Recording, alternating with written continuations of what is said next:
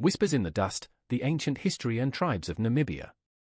Namibia's ancient history is not simply a tale of dates and kingdoms, it is the unfolding of a unique relationship between land and people, between desert and survival, between silence and memory.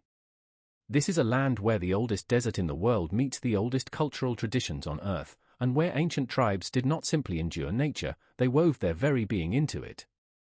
Let us walk the story of Namibia not through textbooks but through time itself, following the footsteps of hunter-gatherers, herders, seers, and rainmakers, whose presence is still etched into the rocks and skies of this vast, hauntingly beautiful land. Before time had a name, the San people. The soul of Namibia begins with the San, also known as the Bushmen. To call them the first people of Namibia would be no exaggeration.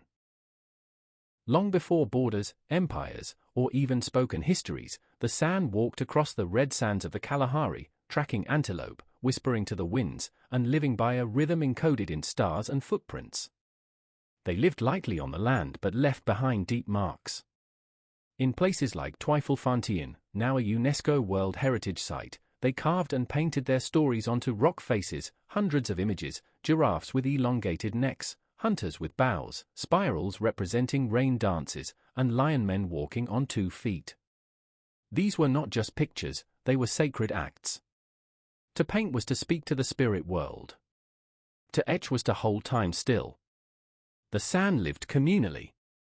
There was no king, no throne, only the circle of the fire, the wisdom of elders, and the sacred trance dances that bridged the physical and the spiritual. Their language, filled with clicks and tones, is one of the oldest living tongues on Earth. Every sound carries history, every word echoes millennia. The arrival of the Koko, cattle, ceremony, and migration.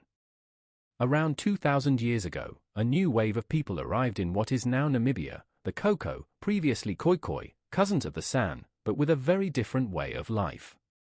They were pastoralists, herders of sheep and cattle, and they brought with them not only animals but new religious beliefs, social structures, and rituals centered around livestock. To the Koko, cattle were more than food or wealth, they were kin. They named them, blessed them, and used them in sacred ceremonies. Their gods were not faraway beings, but spirits woven into the rain, the sun, and the ancestors who walked before them. With their arrival came early forms of social hierarchy. Chiefs emerged, not as tyrants but as custodians of custom. The Nama, a prominent Koko-speaking group, settled in the southern parts of Namibia.